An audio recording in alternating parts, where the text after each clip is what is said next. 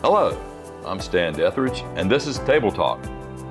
Hi, I'm Dave Hudson, and how about it's two dogs table talk?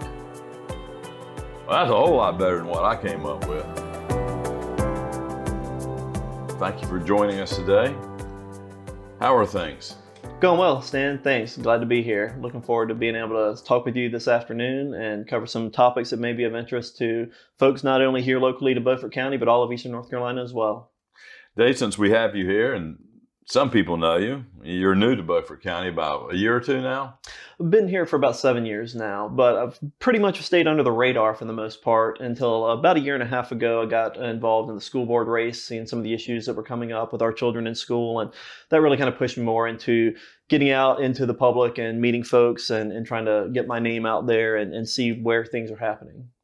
Yeah, look what I know. Now I'm getting to learn a little bit about Dave myself. I think I'd like to know more about you, Dave. Tell me a little bit more about yourself. Sure, absolutely. First off, I'm a husband and a father. I've got 6 children between my wife and I, and they range in age from 6 years old all the way up to our oldest just turned 25 on the 3rd. So wide age range there, but I'm originally from North Carolina and served in the military. Once I left the military, I was able to go to work in South Carolina for my family's business, but wanted to relocate back to what I consider home. I'm a native North Carolinian. Even though I was a military brat, I grew up all over, but our family roots go back here in Beaufort County about 300 years. So I was glad to get back home, come back where people have some common sense, similar values, and get away from some of the bigger city life. So it's been a blessing to be back. Dave and I decided to write these 4 questions to one another. Neither one of us know what the questions are going to be. We're both going to be put on the spot. We're going to be forced to focus on what we need to speak of, and we hope to give you a good, truthful answer. Now, I am a politician. I am a truthful politician. This young man was almost a politician. He just lost narrowly in a race where he had to run as independent. Even though he is a Republican, there was a mistake made, but he did real well. And he is a truthful young man, or he wouldn't be sitting here right now with me. So we're going to tell you truthfully a little bit about ourselves. Now, if I could begin with the first question. Bear with me. I wrote it down. As a young man, Dave, after graduating from the Citadel, what was your essential duties as an Army officer? Sure, that's a very good question, and it was twofold to some extent. I was school trained by the Army as an intelligence officer, so the initial functions there are to provide the battalion commander with all of the information that he would need about the enemy, what their capabilities are, what their most likely courses of action are, so that he can build a plan to counter that so that we could be victorious in any situation we were in. That could apply to anything from open combat. It could apply to non-combatant evacuations. It could apply to helping folks similar to the tsunami that occurred in 2005. I was a part of that. So the duties can come and go. I also served as a platoon leader as an infantry officer. I had cross-trained over to that. As part of that, you're responsible for 35 to 40 individuals, collective movements, doing whatever we'd have to do as far as infantry tactics are concerned. But the key thing that I've always found as a responsibility in the military was your primary responsibility is to your subordinates. Those are the folks who get things done. And your job is to make sure that they have the training and the capability that they need. So that's the equipment, the education, and the support. And you let them do their job. It's not a place for micromanagement. It was a place to look at what different people had, look at their abilities, put the right folks in the right places, and then trust in them to accomplish a mission. And that was the most important thing, is making sure that my subordinates had what they needed to be successful. If they were successful, I was going to be successful. And building that relationship, those bonds of trust, in a life and death type of job like that it was very important. And so I always say there were a lot of things I did. I think the most important thing I ever did was take care of the soldiers and airmen who worked for me. Well, I'm going to ask you 2 follow-up questions. Sure. The first follow-up question, as an Army intelligence officer, was it important for you to give the strengths as well as the weaknesses of the opposition? It was very important. And were you truthful? Were you expected to be truthful? Absolutely. You were expected to be 100% truthful in what you knew. You should always say the truth up front. And what we were taught was, if you didn't know an answer, you just say, I don't know that answer. Give me a few minutes, give me an hour, I'll get back to you. And then you get back with that person. You follow through on your word. But if you don't know something, it's more dangerous to lie about it or make something up. And then a commander takes that wrong intel and makes a plan that's built on false pretenses. And that can just lead to all kinds of trouble and issues. So honesty, integrity, that was vital up front. As an ex-military intelligence officer, knowing much about the military, seeing news and information as we all do right now, do you think the military is better off now than it was 3 weeks ago? I honestly do. Yes, without a doubt. I believe the military will be on the right direction this time. The military is a very interesting organism, for lack of a better word. It's living, it's breathing. It still commands a lot of respect from the American population as a whole, as one of the most trusted professions that folks can go into. The military is also a microcosm of the United States. The same issues you see in the public, you're going to see inside of the military. So you always have these balancing acts that you have to look at. Sometimes you get bad publicity, sometimes you get good publicity. But overall, the biggest thing that the military is there for is to protect the United States from all enemies, foreign and domestic. We aren't able to do that if we don't have the right leadership, if we don't have the right vision, the right mission, the capabilities, the infrastructure, all of the things that go into making our military the number one fighting force in the world, which it is. The issues that I saw in my own personal experience was a lack of integrity and more of a movement to be politicized in the higher ranking echelons. And that was an issue that impacted unit readiness, it impacted cohesion, it impacted morale, because that took away from what I believed always was you're there for your soldiers, not for yourself. And when you see senior leaders who will do what they need to do to get promoted at the expense of the individual soldiers that support them or work for them, that's just not right for anybody. And that's what I saw throughout the tail end, the past 5-10 years or so. We had seen that decline where we were losing morale. We couldn't meet retention requirements. We couldn't recruit. All of these issues that were coming up because we were essentially taking a unit or an organization, the military, that's meant to go and fight these wars and win, and seeing it warped or morphed into something else that it was not meant to be, and the issues that came from that.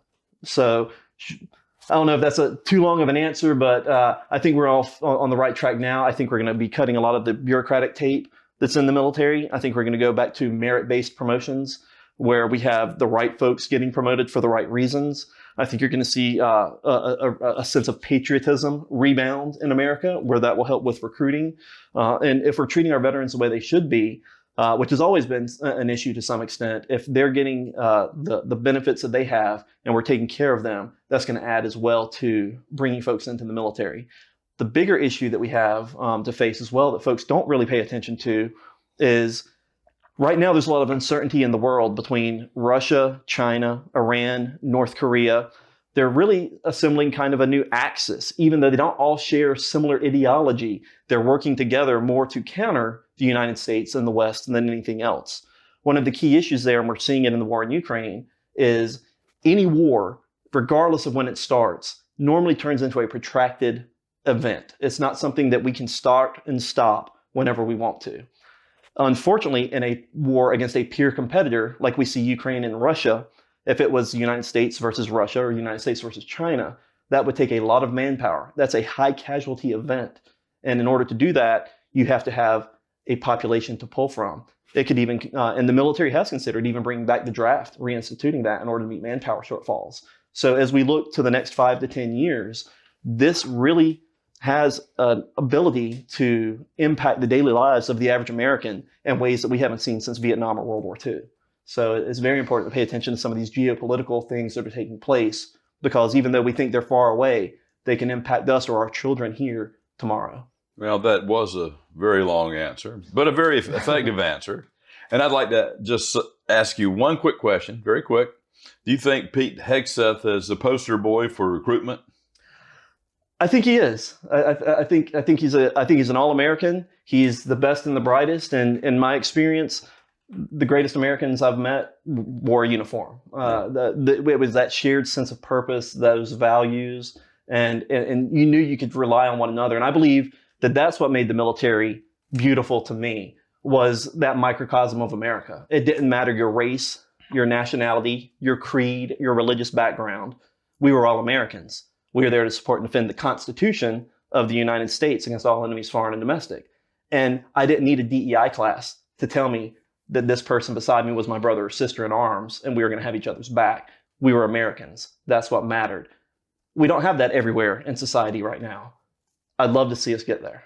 Yeah, for all of you that are not aware about Pete Hegseth, I should have mentioned he is Secretary of Defense, and he got in by the skin of his teeth. It took Vice President Vance to put him in. A lot of those senators on the Democratic Socialist side acted like they didn't know who he was. Well, Dave, I do believe you've got a few questions for me. You want to start with the first one? I do, sure. Well, let me remind the public one more time. I have no idea what the question is going to be, and I'm sure my answer will be a little shorter than yours was. that may be the case. Yes, you've got a lot of experience in local government and politics. I've had the opportunity to speak with you several occasions about your views on government, and I think we share a lot of those similar views, that smaller government, less involved in our daily lives. Those are the principles. Obviously, it's always founded on the unfettered consent of the people, our constituents who elect our representatives. But as we're talking about the national level stuff, I was wondering, based on the events that have transpired over the past few months, what do you think the outlook is for the country over the next 5 to 10 years? Do you think we're on the right track, or do you think there's improvements that could be made, or do you think we may be on the completely wrong track? Well, if you look at the polls, it looks like we're on the right track right now. People are optimistic again. I think you're going to see prices of goods and services going down because more people are going to be working. They're going to have to work. There's not going to be as much public money laying around for them to sit at home and not do anything. We're also seeing workers up in Washington, D.C. going back to work. Remarkably, a lot of us didn't know that 92% of all federal employees did not work from their offices. Right. I mean, we were heating and cooling businesses down there around the mall, the National Mall, and people weren't there. They were at home working diligently in their pajamas. So they're going to have to go back to work or find some other occupation. And it's my hope and dream they'll find another occupation. I think we could lose easily 20% of all federal employees, and we wouldn't miss a beat. Now, you talked about how do I feel about governing and what happened with Mr. Trump being elected for the third time, but serving a second term. What's going to happen? How are we going to react? Well, I think a lot of us feel like we have the wind at our backs. I govern here at the local level in Beaufort County. I'm in my 7th term as a county commissioner, my 27th year. And Tip O'Neill, Democrat, once said, all government is local. And he also said all politics are local. And I agree with that 100%. I go out on the street, I meet people I know, they ask me questions on occasion. I get a phone call, I'm very accessible, they ask me questions, I tell them truthfully how things are. I try not to make promises to people, but I try to be honest and truthful, and sometimes I might get a little grouchy and say, I wish we could change things faster in Beaufort County. It is my hope and dream, and I think I talked about this at the last general meeting, that things are going to change faster in Beaufort County. It might take one more election before we can take Beaufort County to a place that a lot of people think we already are. We're not. This is not a conservative county the way it is governed. It is a fairly moderate to liberal county. We spend a lot of money we don't have, and we're wasteful of the public's trust. And I want to see changes. So I'm glad there's changes going on at the federal level. I think there's a lot of state governments that are kind of going to fall behind what's happening with Mr. Trump and what they're going to be doing in Congress, even with that slim majority, which will be growing by 2 votes here real soon when they have those special elections in Florida. But I'm prayerful that our nation will be back on the right track. Sadly, and to be completely honest with the public and with yourself, Dave, I don't think we had too many more years. We have a $36 trillion deficit. Things have got to change quickly. We are in wars we don't need to be in. We probably spent $150 billion in the last few years, on 2 wars, and both of them were avoidable, both. And things have got to change. But that's my opinion. Now I have a question for you. I agree. If I could have one follow-up question Yes. real quick. Talking about fiscal responsibility, our country was founded because we didn't want to pay taxes. Yeah. And now the average American's tax is about 50% by That's the a time lot. you throw in sales tax, income tax, all the other hidden things that go out there.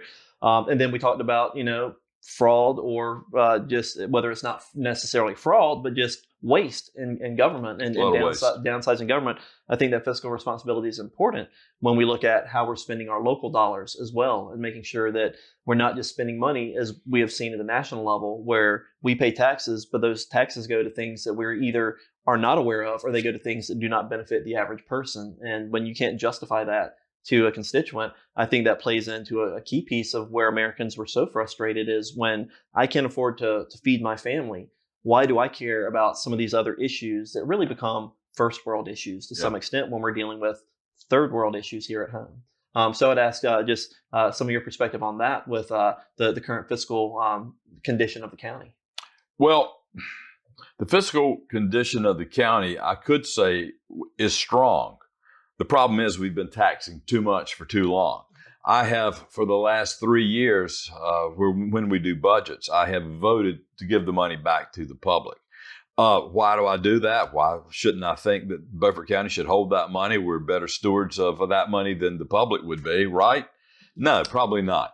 I think our local economy would thrive if people had their own money to spend on things they want and need. And then I have this other philosophy.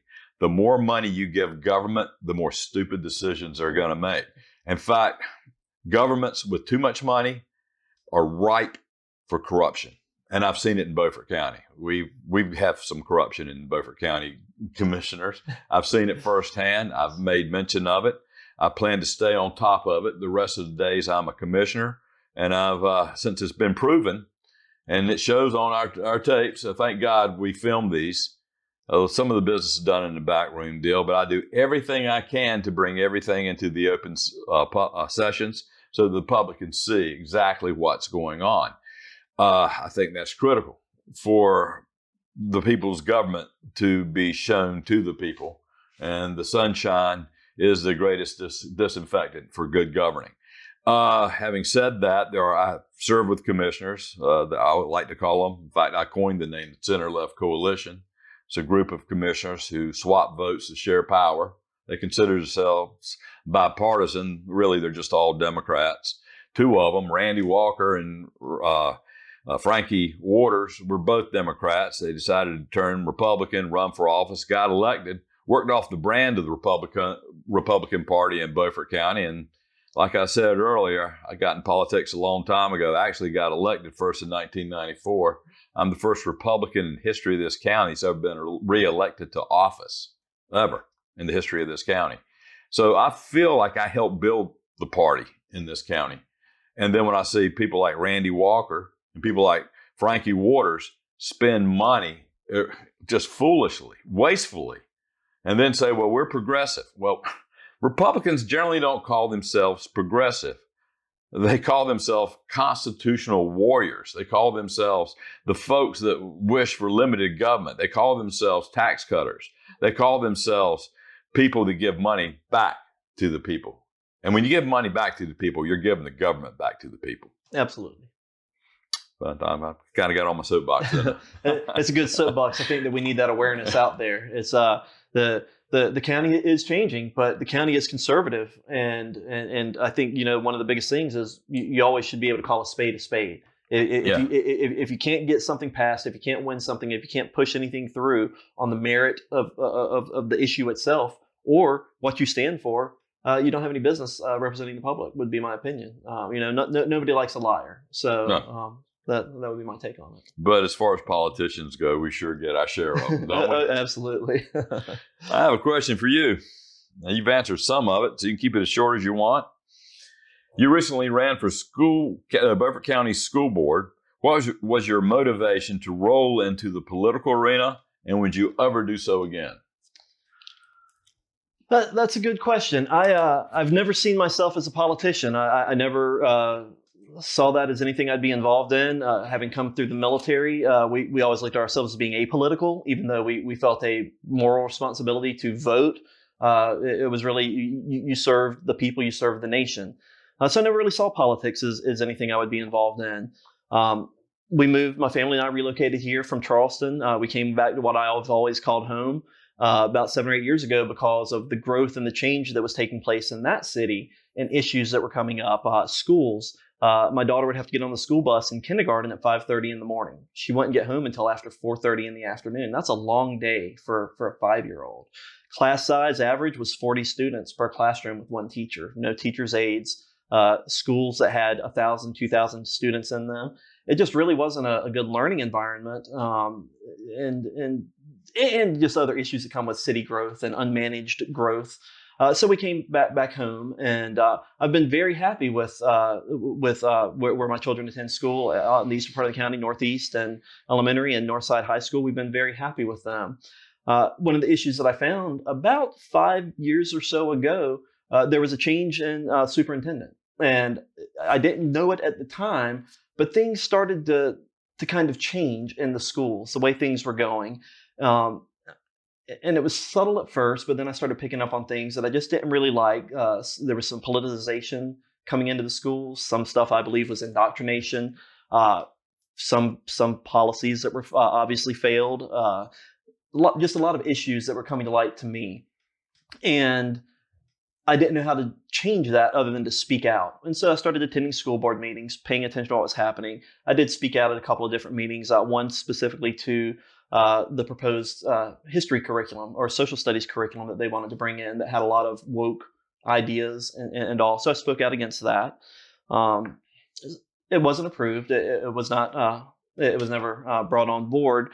But I would continue to speak out.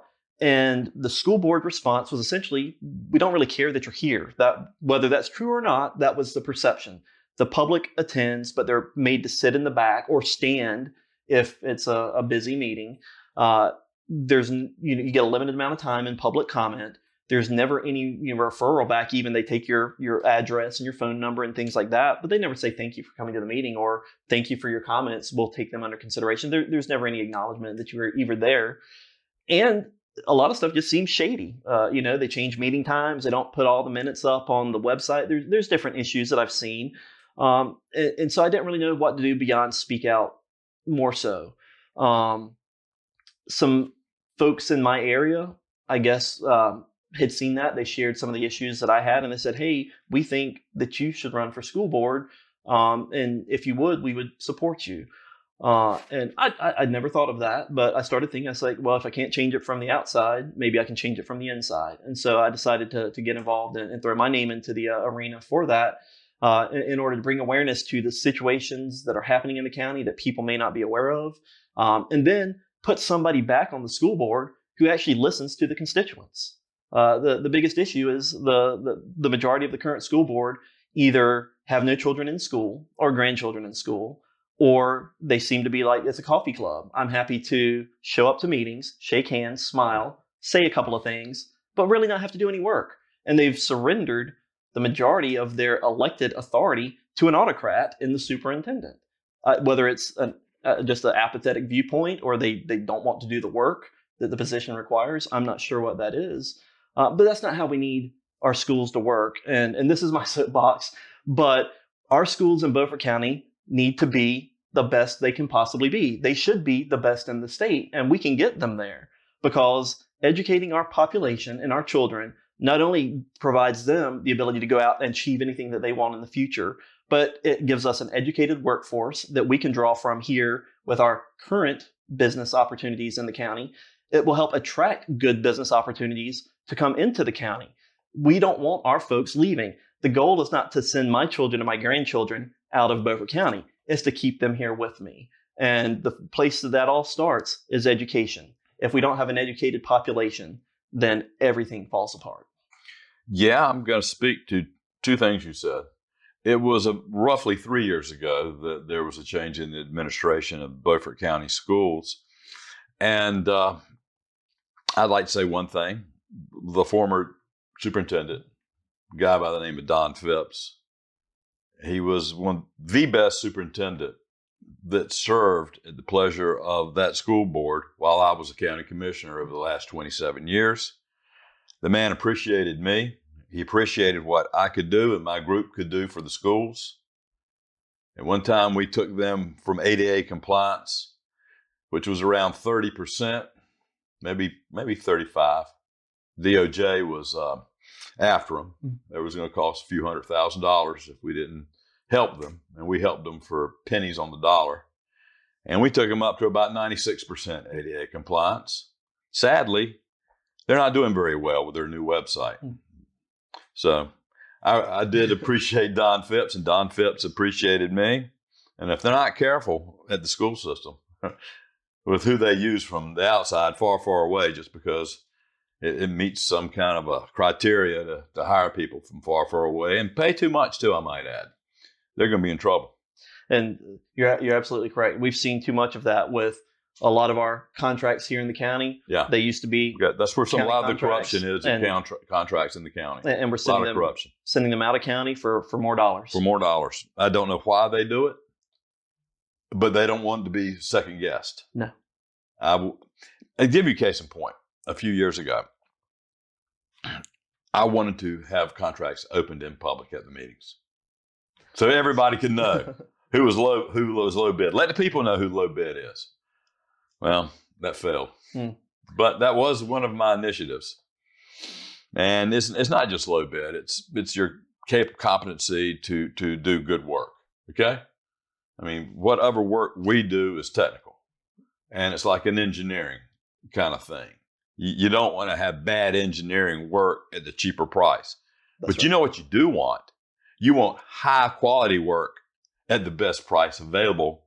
And for me, I always gave the best price. But I am a conservative, and the new superintendent despises conservatives, I was told. That's been my interpretation as well. One thing I noticed in the way they run their meetings, there's not a lot of talking. There's not a lot of conjecture on differences of opinions. They sit in abnormal positions. The meetings are poorly filmed. Their meetings are really reminiscent of their website. Just poor. Just terrible.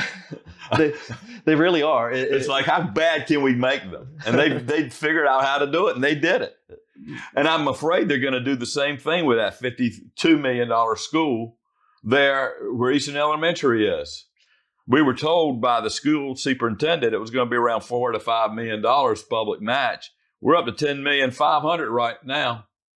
$10,500,000 and climbing. Just spent $500,000 needlessly.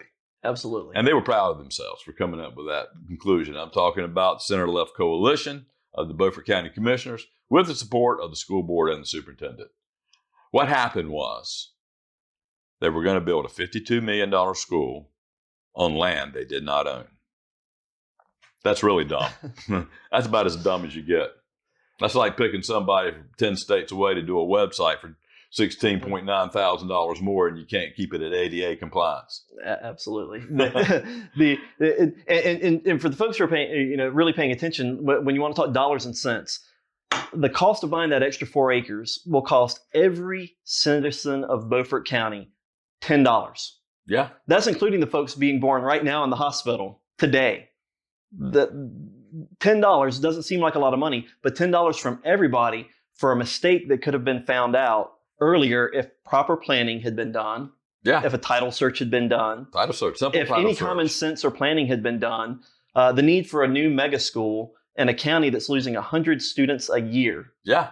Declining population and student size, and yet we need to build a large school where we don't know where those students need to come from to attend it, and we're going to build it at one of the busiest intersections in Washington and put bus traffic and pickup traffic. And I would like to add, they're going to build it at the lowest point of the lot. Yes. The collection point where water comes to not drain. So, it's insanity. It's $383 per square foot. We don't really need the school. No. They say, well, it's free money. Well, we could get that free money later when we need the school. The money will be available. We won't get it later because we're spending it now. Right. So I don't know. I don't understand the logic, but then again, I am a conservative Republican, and that is an anathema with this superintendent and with really the Beaufort County GOP. It really is. It's kind of sad. It's a shame, and we've mentioned it, but when our elected officials, who we place our trust and confidence in, do not represent the best interest of the people who put them there, yes, there's time for change. And people need to be aware of what's going on. And that's why we want to bring these issues to light, any way we can, whether it's through newspaper, website awareness, the podcast, is really, again, bringing the truth out there. Let people understand both sides. Let people hear what's happening and then make an educated decision, because common sense normally wins out if there's enough people thinking with common sense. In this America that we live in, this republic, this constitutional republic, this representative republic, we pick our representatives. You pick these people to go up and represent you. Now, should the business be done in the back room? Should they do what they're told as they do on the school board?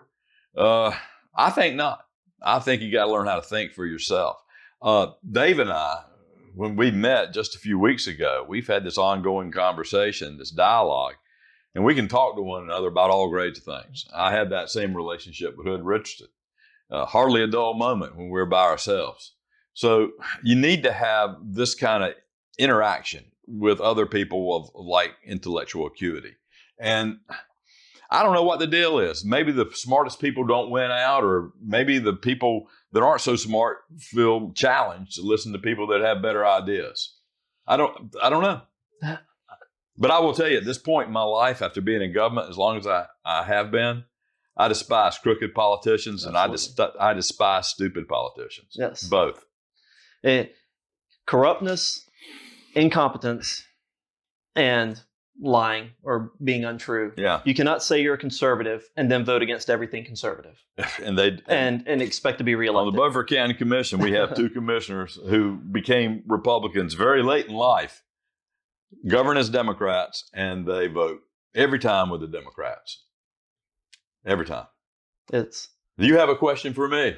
Yeah, so I've got a question, change up just a little bit. We're still talking a little bit of politics, but we do have the Super Bowl coming up, and the Chiefs, the Eagles, regardless of which people go either direction. I'm more of a college football fan. I don't follow the NFL type stuff until it gets down to the playoffs. But, one of the questions that comes to mind is the talent. Does the talent of these professional athletes really warrant the compensation they're receiving for what they're doing?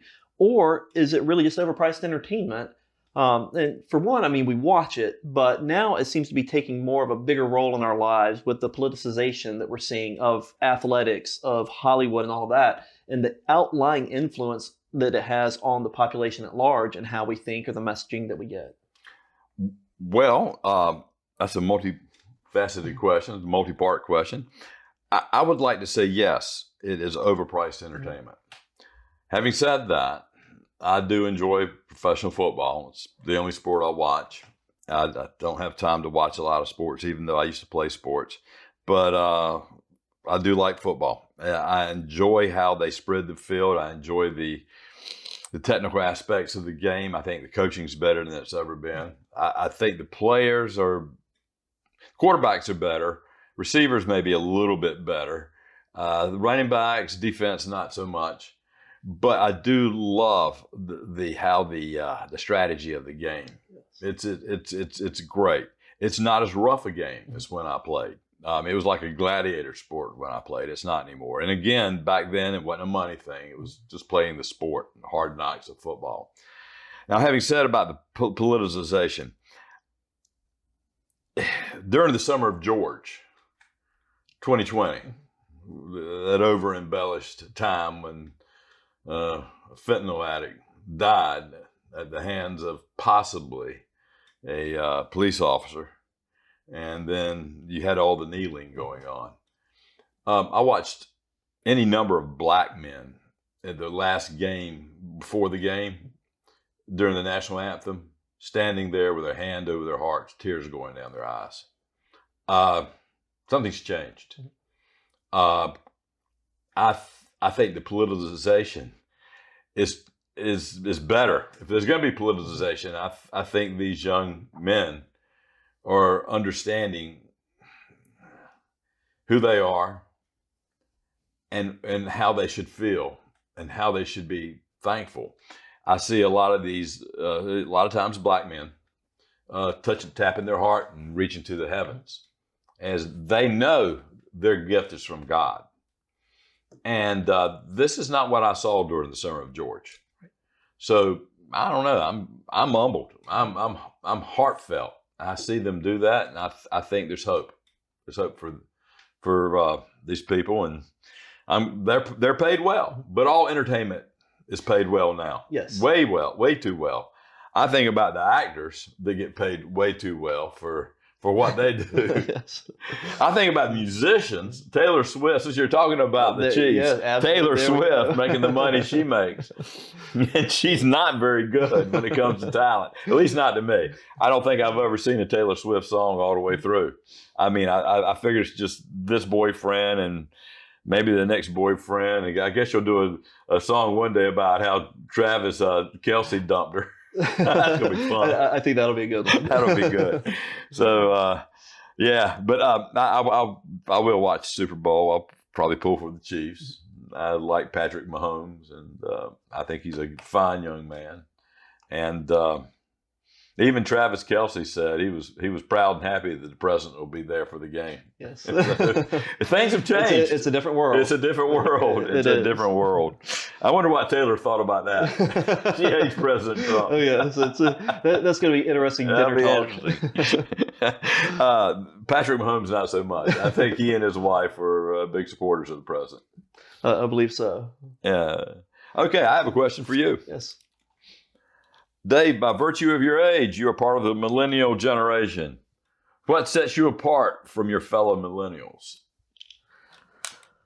That's a great question, and I will counter-argument that. I'm actually Generation X, depending on which study you look at. Born in 1978, so I do claim Generation X. I'm proud to not be a millennial. I think that's the answer. which I think that's what sets me apart. The millennial generation, there has been a lot of pros and cons that have come out. That generation, my younger brother, just a few years younger than me, definitely a millennial. But I think the change is the difference of those of us who really grew up in more of a non-digital world, and what we had to do. And how we lived when you went outside and played. You had commercials where they reminded your parents that they had children and where were they. Just we had the ability to really live kind of free. And in some ways that we don't have now, where there's just so much information at your fingertips, whether it induces fear or whether it's just awareness or whatever the case may be.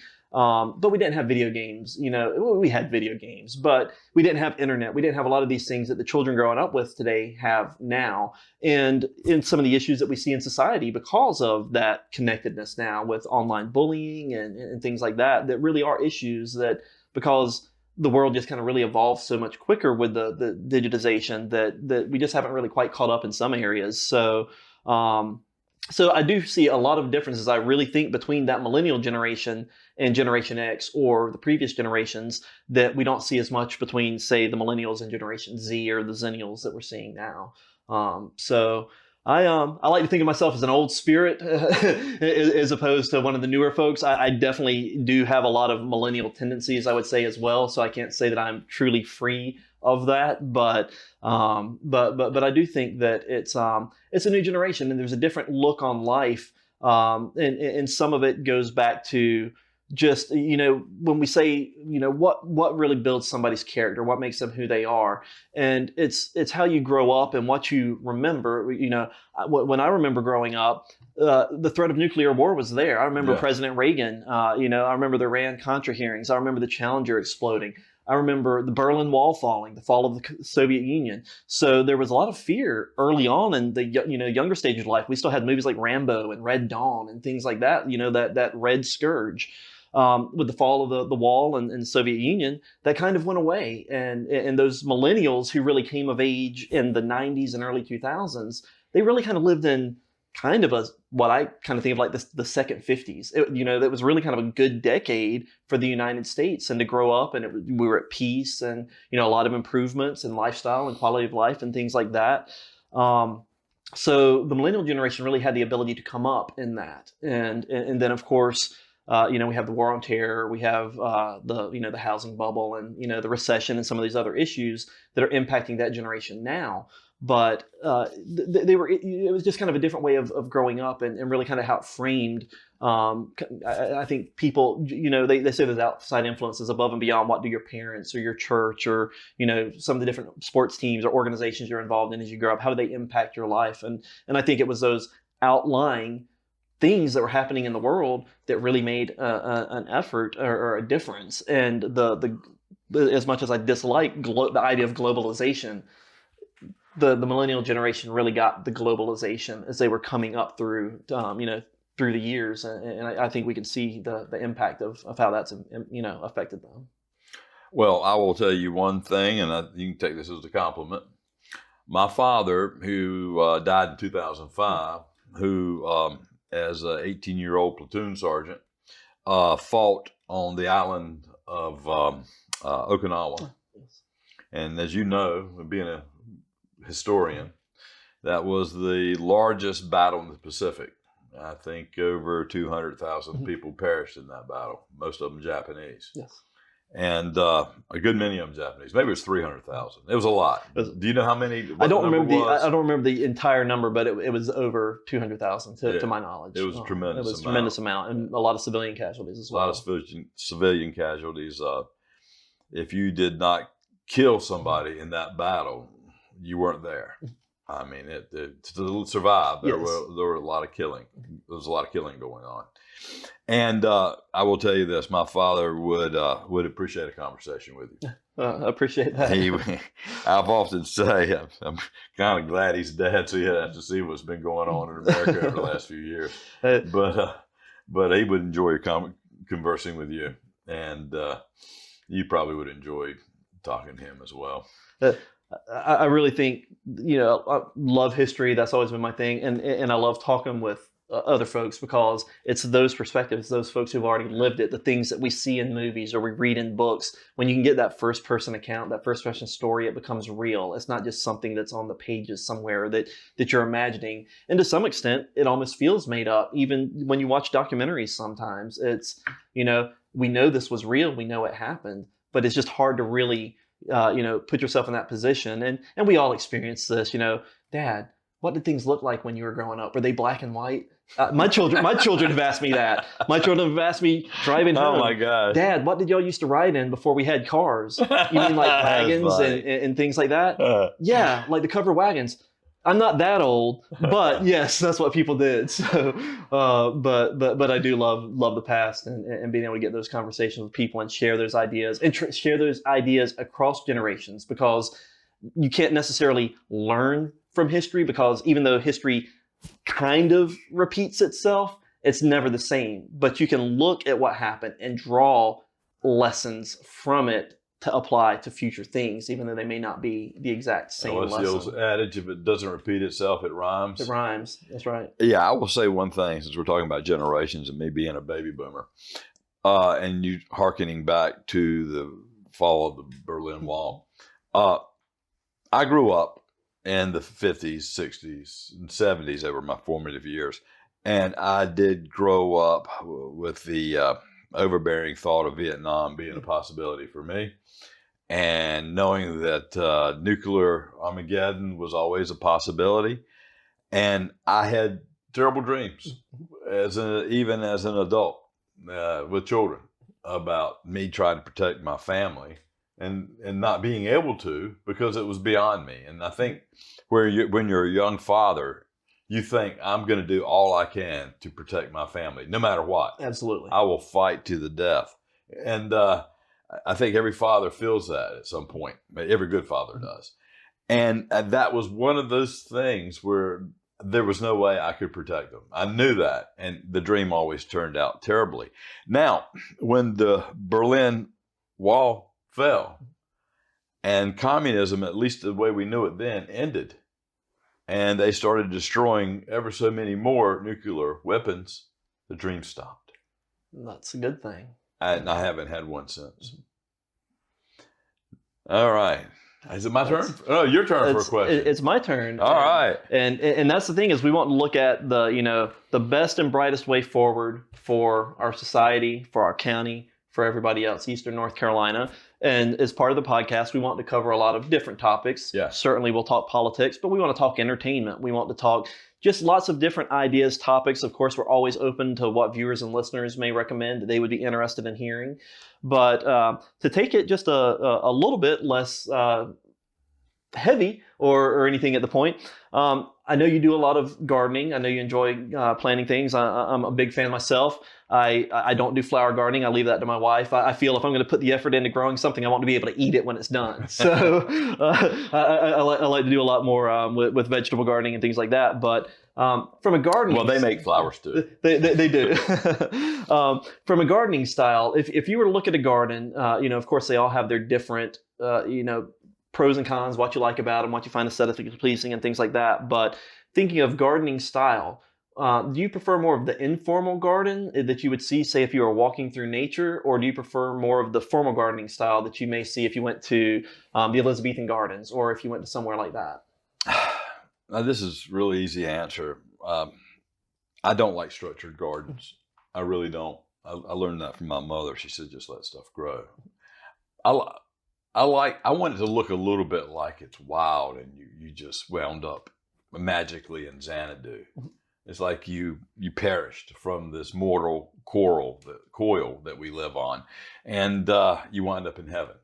You're that fortunate, and it's this woods, this beautiful woods with azaleas blooming and hydrangeas. They're blooming midway the hill, and there's a path you can walk on, and you see something up ahead, and it's your Lord and Savior, and you're in the right place. The smell is wonderful. I would like to think that could be Earth, Absolutely. A lot of people feel like, especially after the last number of years, that we're kind of in our last days. I don't think so. My minister actually mentions we may be making the path even easier for Christ to return at a beautiful time. And that's very optimistic, because if you read Revelations and John, it can get pretty dark. They don't call it Armageddon for nothing. It's pretty rough. Yes. The 7 seals and Gabriel's horn. I mean, it's just that horn alone, the rapture. Of course, the rapture's not in the Revelation, but just that whole concept. So I guess I'm being optimistic, but as I grow older, if these are the last days, I'm ready. But regardless, either way, I do like flowers. My yard in the summer will sometimes yield as many as 10,000 blossoms at any given time. So it's just my wife says there's an overabundance. Everything I do is too much, even the gardening. But I do love the flowers. I have been in my yard in June with the magnolia. I have a lot of magnolia blossoming, the gardenia blossoming, and the oak hydrangea blossoming all at the same time. And all 3 flowers have extremely pungent aromas. And it's like a perfume factory. I don't know. You ever see Apocalypse Now? Yes. Yeah. You remember when Colonel Kurtz was talking about gardenia plantation? I had to look that up. Is there a gardenia plantation anywhere in the world? There's really not. I couldn't even find the gardenia plantation, except that he actually said it one time. Well, it's your turn. This is the last question, I think. That was my question. So was that question last? That was, I think that may have been my last question that I had for you. Yes. Well, here's one's a little bit off base from what we've been talking about. I know I'm putting you on the spot here. However, I shall still ask you, what is your favorite genre here in the world of music? That would be probably the one question I could never give an answer to. Genres of music. I listen to everything. It changes over time. It changes with my mood. I grew up, my parents always played music. So I grew up listening to, we had a cassette tape to the top 10 songs of every year from 1950 to 1970. And we listened to those over and over in the car everywhere you would go. So, Jimmy, Richie Valens, Roy Orbison, you name it. We listened to all of that. I spent some years growing up in Florida, and that was more of a modern pop type area. Matter of fact, the Backstreet Boys came and sang at my middle school when my brother was there, when they were testing out to see if they could pull it off in front of a live audience. If you'd have been a lot younger, it could have been Leonard Skinner. It could have been. I mean, it was very crazy. A lot of people don't realize the Allman Brothers were from Florida. Okay. Oh yes. Yeah, they're not from Macon, Georgia. They're from Florida. They just wound up in Macon, Georgia. It's fascinating. Some of the folks that have come out of Florida music. We had Seven Mary Three. Some of the bands were older. The Matchbox 20, the lead singer from Matchbox 20 went to my high school. So we went to a very large high school, which is another reason why I'm not a fan of large schools. But so I would listen to music there. I got into punk rock, ska, which was kind of a mix of punk and reggae, a lot of horn sections, which was kind of neat. Country music's always been a foundation for mine. I'll apologize to anybody I'm going to offend, but I'm not a fan of really the modern day country music. If it's not the older country music up to about the early 1990s or before, that's really my genre. Love classical music. It really just depends. So it's really hard to land on just one specific genre. Hank Williams, probably one of my favorite all-time artists. Senior or junior? Senior. I got his top 40 songs when I was probably 13. Listened to it going to sleep every night. Dwight Yoakam's another favorite from country music. When I look at country music, modern music, I listen to whatever else. Kids exposed me to a lot of different music, and there's some good stuff that's out today. Of course, a lot of the music we listen to growing up now, our children are listening to and playing. But yeah, like I'd say, bluegrass. Listen to a lot of bluegrass as well. The country music. Those are really the genre that I kind of always find myself coming back to. That I listen to that. This would age me a little bit more. I would say maybe even my favorite genre. 1930s, 1940s big band. Really? That man, you are expansive. If I can get Glenn Miller, Duke Ellington, those type guys, and listen to that, and if I could pull off the dancing from back then, wearing the zoot suits. Oh yes, that I've just always loved that era, the style, the music. So if I really had to pick, take me back there. Wow. That's probably it. Well, let me tell you, I guess we'll end it here, but I'm gonna have to harken back to the days of living with my father who fought in World War II and loved Glenn Miller. What's the guy from Chapel Hill? They had the band. I forget. Gene Krupa played in it for a while. Yeah, I'm gonna draw a blank on his name. I forget. We'll go. It'll pop into my head eventually.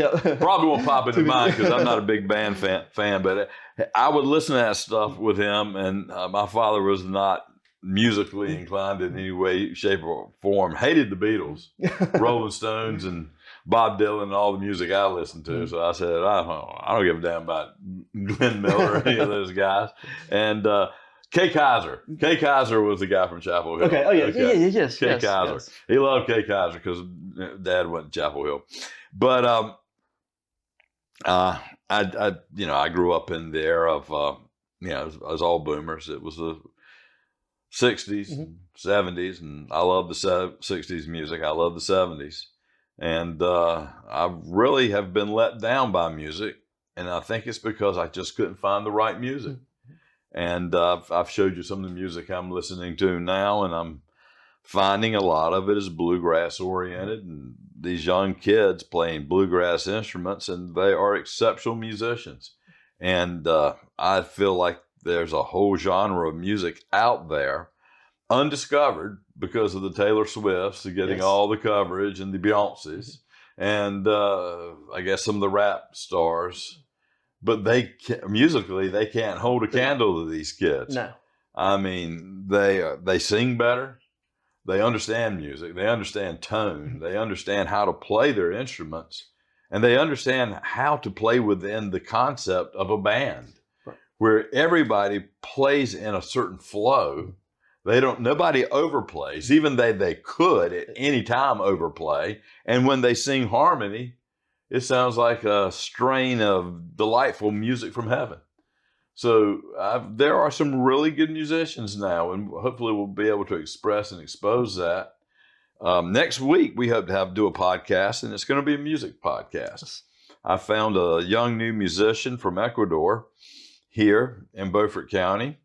Dave, if you can stay a little later, that would be great. This is Dave living around me, not Dave down east.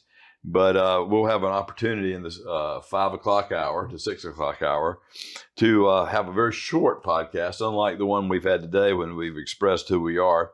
And he will do 4 or 5 songs, and some that he's written, and one I'm going to ask him to do from the Nickel Creek did. Yes. One of the new bands that I've finally become familiar with and think the world of. And then I'm going to ask him to do one more song from cover another American song. But he was at my house recently and played a song for me, and I was just knocked back. I mean, he's a good guitar player, but a better singer. And one can learn how to play guitar. Not everyone can learn how to sing. That is correct. That is a gift. It is a gift. It is a gift. Well, I was going to say, if I could interrupt one more time before we sign off, if we just wanted to stir up a little bit of controversy, or just invite. We wouldn't want to stir up any controversy, would we? Maybe not. But for folks that are watching, listening, or whatever, if you'd like to leave your comments, but since we've been talking music, Beatles or Stones? Beatles. I'm a Stones guy. Oh, you are? Okay. Dire Straits or Steely Dan? Straits. Dire Straits, yeah, I like Steely Dan, but I really do like Dire Straits. I love Mark Knopfler. So if anybody want to leave their comments, do another one. We'll be glad to put that out there. Let's see.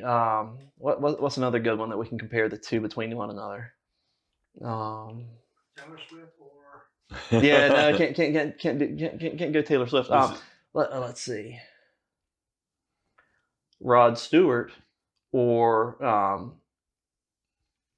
and I'm going to have a draw blank on the name. Van Morrison. Oh my gosh. I have seen Rod Stewart 3 times. I've never seen Van Morrison. Always Van Morrison. I love Van Morrison. Van Morrison's in my top 5. Can't beat. Love Rod Stewart, but Van Morrison cannot be beat. I got one for you. Coldplay or Dave Matthews? Coldplay. Oh my gosh! I've never been a Dave Matthews fan. Oh no! Don't know why. Never could get into him. It is an eclectic sound, but he is so good to me. He is good. I will tell you one of my favorite songs of all time when Dave Matthews covers "Long Black Veil." I hadn't got that one yet. "Long Black Veil." It was a Johnny Cash song. Well, I'll probably hear it then. Yeah. Better than Cash. What do you do? I just gave you a whole bunch of songs. I guarantee you 200 with Dave Matthews songs. Have you heard any yet? Oh yeah, I've heard some. and that's the thing. I think my issue with him was always I either really liked the song or I didn't like the song. And my favorite artists are ones where I can just kind of listen to the whole album, and if I can hear the whole album and I want to hear the whole thing again, that's my artist. Well, I have probably listened to Crash 100,000 times. So no, I have not that many, but I have.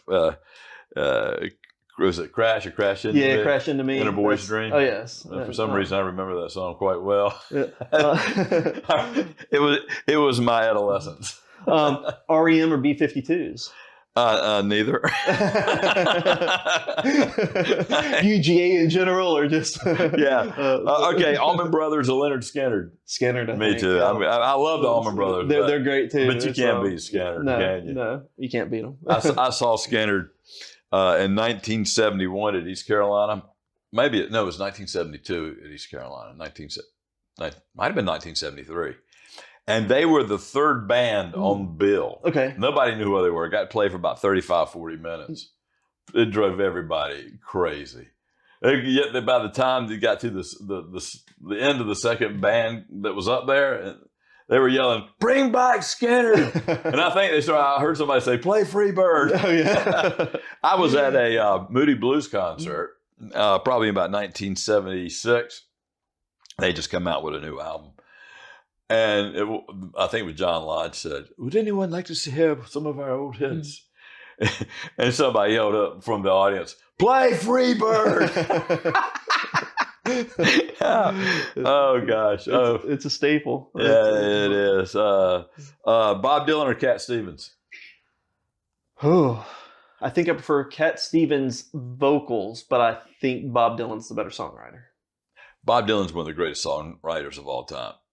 I will say this: Cat Stevens has probably 8 or 9, 10 songs. They're some of my favorites. I mean, I have I love a lot of music. I would say there's at least 2 or 3 songs that he's done that's in my top 50, top 100. You know, there's a few songs I play if it's on the guitar and sing, and I just really like Cat Stevens a lot. But I play some Bob Dylan songs. Oh, yes. I like Bob Dylan.